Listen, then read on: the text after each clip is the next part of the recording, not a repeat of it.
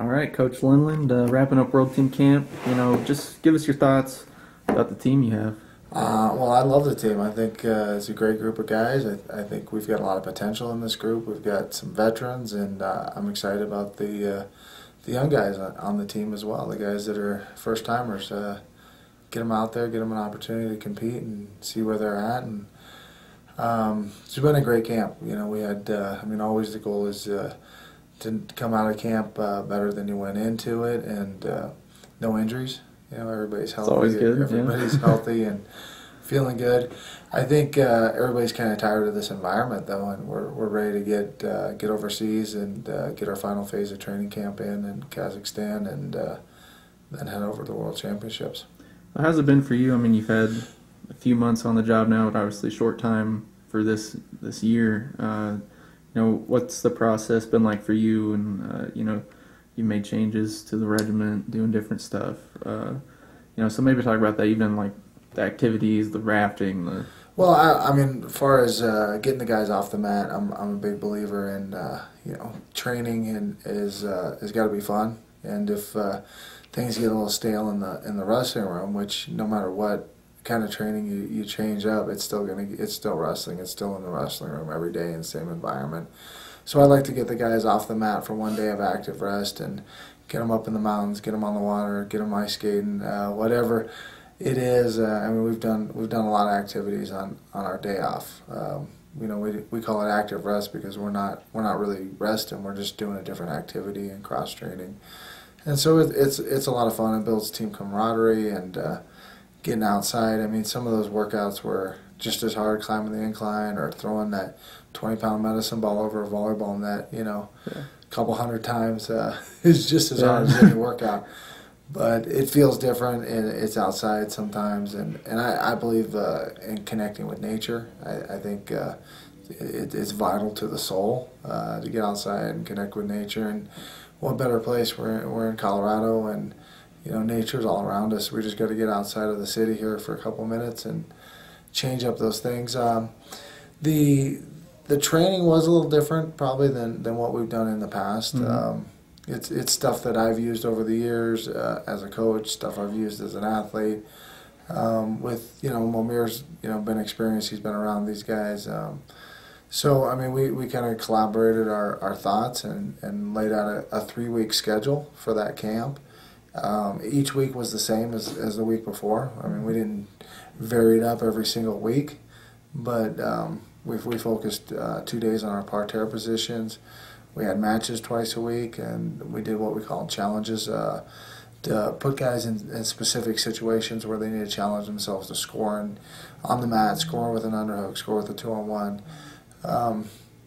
Those situations where you've got to get the point, you're down by 2, and creating those scenarios. And there's a lot of mental skills involved in that. And then every Friday we did our test match, which is we call our Rio match because we're gearing up for 2016 Rio, and I didn't have a better name for it, so yeah. I just threw that out there. But it's a test, and we're using some technology. We have Coach Halversons, who's one of our volunteer coaches this year for the World Team. He's our World Team coach. He's really good with the technology. He brought in some heart rate monitors. I got my iPad out, so I'm able to see where everybody's at. Mm-hmm. And I was able to track it over 5 separate weeks of training that we did the Rio match. And what we were seeing was, guys were going up and they were staying in this anaerobic state really high, 200 beats a minute. And what we're noticing now is the guys are able to come down and they're able to recover during their matches, and so they can have a lot more explosive attacks. And you can see that stuff, with your eyes as a coach and your experience, but actually having the technology alongside of what you do as a coach is really cool, and it's something to add. It helps. Every little bit of things like that helps. So it's pretty cool. So leaving for Kazakhstan. Well, our plan is to leave for Kazakhstan tomorrow. I don't know how much you know about our visas, but there's challenges every. Every trip you got challenges, and this could just be an adventure. It sounds like right now half of my guys are going to go to Uzbekistan and take a bus to Kazakhstan. Some of us are going to go to Korea and fly directly into Almaty, and then Another plane over to Tashkent. Who knows? It's going to be a challenge. It's going to be an adventure. We're all grown ups. We're all adults. We'll figure it out. We'll end up at camp somehow in Kazakhstan and start our last 2 weeks of training there and on Tuesday morning. What's the plan for this last 2 weeks? I mean, what do you want the guys to sort of hone in on or accomplish in this cycle? One of the things that, last year we sent Spencer and Kaylor over to a camp in Hungary, and both of them, when I showed up at the Worlds, both of them said, "Hey, Coach, we got better, we improved."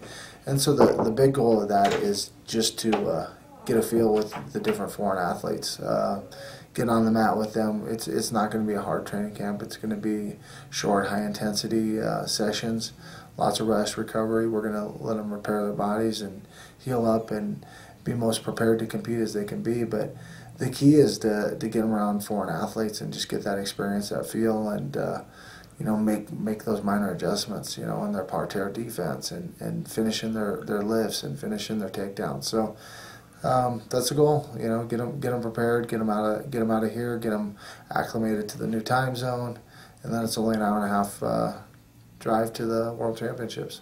So what are your expectations for this team? I mean, you've had, like you said, some returning guys in their second, third world team, like Holm and Bisick, and then Mango and Lester have been there forever. I have expectations, and my expectations are that they go out and they compete to the best of their abilities and leave everything on the mat.